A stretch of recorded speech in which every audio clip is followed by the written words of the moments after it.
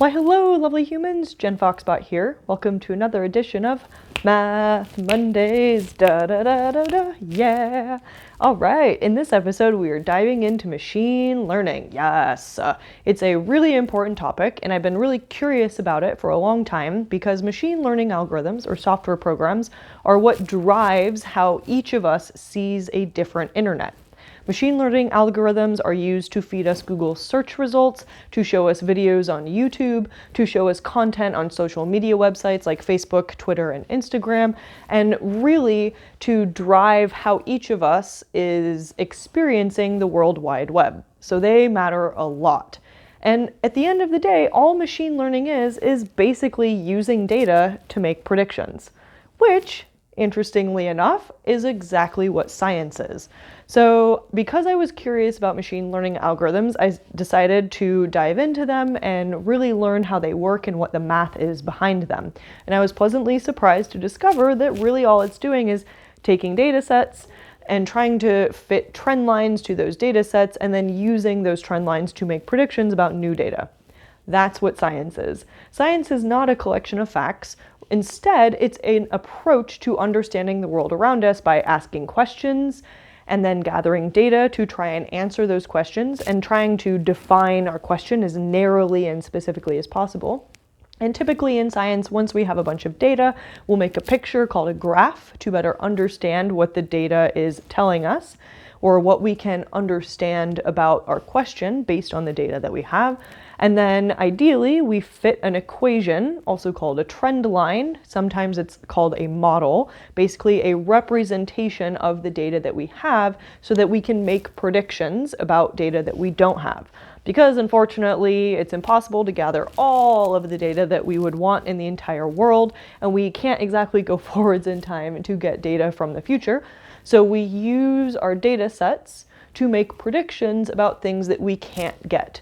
For example, physicists have to make predictions about how stars way beyond our ability to measure orbit other types of stars, or maybe orbit black holes in other galaxies, or how planets in other galaxies are orbiting stars, just like in our Milky Way. And so machine learning is really the exact same thing.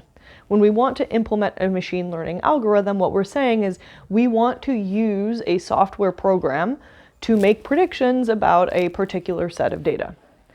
And so that's kind of a vague overview, but what really helps is to actually dive in and say, okay, what does this look like in practice? So since machine learning algorithms drive all of the content that we see on Facebook and Netflix, I'm going to use these two as an example to better understand what machine learning is and how it uses math to make predictions. Okay. So let's say we are at Facebook and the executives are talking about how they want to get people to click on more things on their website because that is how they make money. The service is free. We do not pay to use Facebook, so therefore we are the service. Facebook sells our data to advertisers and it sells space on their website for advertising. And so if Facebook can get people to click on things more, then it means that they can make more money. So the executives are like, okay, so we want to figure out how people are clicking on things. So they decide to gather a bunch of data and they find that the number of clicks is related to the amount of time that someone is spending on Facebook. So on my vertical axis, I'm going to put number of clicks, and on my horizontal, I'm going to put amount of time on Facebook specifically. And so they gather a bunch of data and maybe let's say that they find it looks something like this. Oops, that's a funky X. And then the executives are like, cool, I don't want to deal with this. They hand it off to the software programmers and the software programmers look at it and they're like, hey, this kind of looks like a straight line. Look at that. And so the equation for the straight line is going to be y equals mx plus b. And where y is the thing on the vertical axis, in this case it's number of clicks, x is the thing on the horizontal axis, or the amount of time on Facebook, and m and b are just numbers. So B is where our line intersects the vertical axis, and for my example, I'm going to keep it simple and say that it hits the y-axis at 0, 0. So this is going to go to 0. M is our slope, basically how steep our line is. And so let's say that the engineers do some analysis on this and that they find that the number of clicks equals 2 times the amount of time on Facebook. And just for funsies, I'm going to say it's in minutes. Since I'm making this data set up, I can pick whatever I want. So, okay, so now the software engineers come back to the executives and they say, okay, we have a model for how the amount of time on Facebook can predict the number of clicks that someone is going to do in a given time. And so what this really means is that if someone is on Facebook for 1 minute, 1 minute times 2 is going to result in about 2 clicks. Versus if they are on Facebook for about 60 minutes, then you might expect 2 times 60 is going to be 120. So you would expect that on average, someone on Facebook for 60 minutes clicks on 120 things. Again, this is a completely made up data set, but I just want to illustrate it how we would actually go about implementing machine learning for something like this. And so what they find is that, okay, well, if it's correlated like this, if our data looks like this, then our goal to get more clicks is to get people to spend more time on Facebook. That's pretty straightforward. So to better understand how we actually are fitting what I have called a trend line, which really is just a representation of our data set, let's look at a different example. Let's head on over to Netflix and listen in to the conversation that they're having. And maybe we find that the Netflix folks are trying to figure out how many shows that they need to store on their Netflix computers to get people to binge watch. So on the vertical axis, I'm going to say binge watch time. On the vertical axis is usually what we put, where we put the thing that we are interested in. So for example, the goal of Facebook is to get you to click on more things. And the goal of Netflix is to get you to binge watch more because then you want to continue subscribing to Netflix. And so in this case, the thing that they are testing is the number of shows on Netflix. And so maybe they gather a bunch of data and they find that it kind of looks like this. And this is not a bunch of data, but it's close enough. Okay, and so then they hand this off to their engineers, and the engineers are like, that's not really a straight line, but it kind of does look like a parabola. Okay, that's cool. And in this case, the equation for a parabola is that y is proportional to x squared. And so in this case, the engineers might do some analysis, and they would come back and they would say, okay, so the binge watch time is equal to, I don't know, maybe 0.5 times the number of shows squared.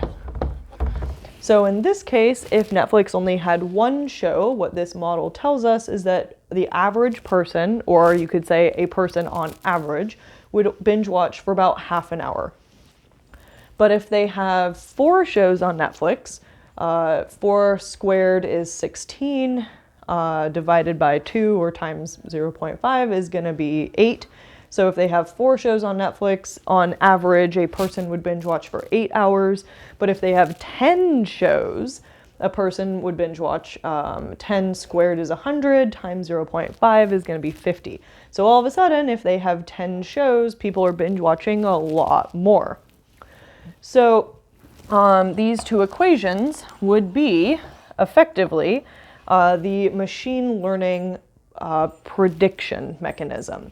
So they would take these equations and then use it to make predictions about behavior in the future or about behavior that they didn't know about. They would get a new user and they would say, okay, based on this user's, based on our existing model, we could expect that this user is going to behave in a certain way according to this model. Okay, so what have we done so far? How have we done machine learning so far? Our procedure is 1, gather data. All right, okay, not too bad. It's basically exactly like science. Number 2 is illustrate the data. That's a funky way to spell illustrate. Illustrate or plot the data. And number 3 would be to estimate a trend line. Oops, I can't spell it like that. Estimate. There's also an I in there. A trend line. Okay, so now we're saying, okay, well, I noticed that that trend line doesn't exactly fit every single data point. How do we know how accurate it is? In other words, how do we know that this representative line, which is written in this equation, how do we know that this equation is going to be accurate for things that we haven't gathered data yet? How do we even know that it's accurate for what we already have? We kind of just picked this out of thin air. And so if you had asked me that question, I would say, yes, that is an excellent question. You would make an excellent scientist or machine learning programmer, or maybe both, who knows? So the next thing that we need to do is determine the amount of error in our trend line. So error in trend line. I probably could write that shorter. And so to do this, we are going to go through and look at each data point that we have, and we are going to take a measure of how far away it is from the predicted value. Another way to think about this is if I were to go to the simpler model and I say, okay, so the actual data point at 2 minutes is that this person clicked on 2 things, but our predicted value says that they clicked on 4 things. And so what I would do is I would say, okay, well then the distance between this is 2. And I would repeat this for every single data point. I find how far away my prediction, the line, is from the actual data point that we have gathered. And you do the same thing here. Maybe it's pretty accurate for these data points. Oh, but here we see that there's a little bit, our prediction is a little bit off of our data point. And so we would do this for each data point in our set. And then we would sum it up and say, and take an average and say, okay, well, this is the average error for our estimated trend line. And to put this into an equation, the error of our model equals 1 divided by 2 times m, where m is the total number of data points that we have, times the sum. This is the symbol for sum, starting from our first data point and adding up all of our data points. The sum of the prediction minus the actual squared. And so then this, oops, I just crossed out a little bit of my summation, so there's m on top of here. And the reason why we square it is actually a standard practice in statistics to find the average distance from an individual data point from the mean. You take the square of the square of that. And so instead of the individual data point distance from the mean, we're looking at the distance from the predicted value, our trend line, from the actual value. And so, yeah, if you want me to talk more about that, that's fine, but this effectively comes from statistics. And so this is going to give us a good estimate of how accurate or not our trend line is in fitting the data set that we have. The other thing that I want to point out, so really that's pretty much it. Once you have done this, you really just, you repeat the process and you iterate until you have as little error in your trend line as possible, and then you can use your trend line to make predictions about data that you don't have. Voila, not so bad, right? That's really just science. So the other thing that I wanted to mention is that I'm using pretty simplistic examples here. We all know that the number of things that we click on is not necessarily only determined by how much time we're on Facebook. It also depends on what we see on Facebook, the content that we see. And likewise, on Netflix, it's not only the number of shows that determines how long we binge watch, It depends on the types of shows. It also depends on how we're feeling that day. It also depends on the time of year and our location. For example, I could imagine that if you lived in Seattle, you would binge watch a lot more Netflix shows in the middle of winter when the sun goes down at 4 p.m. versus summertime when we're out and frolicking in the sunshine and the sun doesn't set until 9 p.m. So those are called features. Basically, instead of only looking at the number of shows to increase the binge watch time, you would look at other types of factors that are influencing how people are using your platform. Cool, okay. And the last caveat that I want to make is a very specific example, and this is actually published knowledge.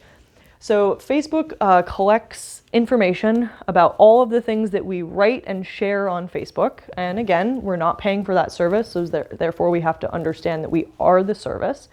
And so Facebook has gathered a lot of that data, and they've used that data to try and understand our emotions when we write something. And what they have done is they have then correlated our emotion with the number of clicks. And so if we were to replace the amount of time on Facebook with our mood, what Facebook has found based on a lot of data from a lot of different people around the world is that when we are happy or joyful, we are down in this area. We don't click on a lot of things. When we see something that makes us happy or joyful, we don't click on a lot of things. But when we see something that makes us feel outraged or angry or upset, we end up clicking on a lot of things and we're like, rah! We interact a lot more with the website. And so because of this machine learning algorithm, the goal of that algorithm or that software program is to maximize the number of clicks. So the algorithm's gathering data about what you're interacting with, and it's saying, okay, I noticed that Jen Foxbot is interacting more with things that make her upset. So the algorithm is then going to show me content that makes me upset, because that is how I have accidentally trained the algorithm. And you might also say that it's not really the user that's training it, but that's a bit longer of a conversation. Anyway, so what the algorithm has learned is that I will click on more things if I am outraged, so therefore I'm going to see more things that make me feel outraged. And that's machine learning. So it's really, really important to understand what it's doing so that we understand what we are seeing and what the output of this program is. It's also really important to understand the mechanisms behind these things that we see every day, because it allows us to recognize, okay, what is it actually useful for? How can it help us? And what are the limitations of it? And what are the potential problems of this? How can it hinder us? And how might we use more diversity of perspective and of opinion to bring in a more effective understanding of the data sets that we are using to train our machine learning algorithms? Basically, it's really important to have diversity in tech, especially in machine learning, because the outcome of a machine learning algorithm is only as good as the data that we are giving to it to find this trend line. And so if I come in and I say, okay, well, here's my data set, this is the output, someone else might say, okay, well, it's not only the number of shows, or it's not only the amount of time on Facebook, we're making some assumptions here, and here is a better approach. They might point out, here's the bias in your data set that you were not aware of, and here is how we might correct that to have a better outcome from our machine learning program. Okay, so I'm going to leave it there for now. I know that was a lot, but please let me know if you have any questions about machine learning. It really isn't all that complicated when you start digging into the math, and in all honesty, I was surprised at how fairly straightforward the math was. It was really just being able to translate the math into code that was tricky. But happy to answer any questions about that you might have, or any other math topics. And if you like these videos, please, please, please support me on Patreon, because it allows me to continue making math educational videos about topics that I am interested in and that you are interested in. Huge shout out and a big, big, big thank you to Christopher M and Limor F for your monthly contributions. I really appreciate it. So please join them. If everybody gave a couple of bucks, I could do this full time, and then we could have all the fun with math. Yes. Okay, so thank you so much for watching, and we'll see you next time. Bye.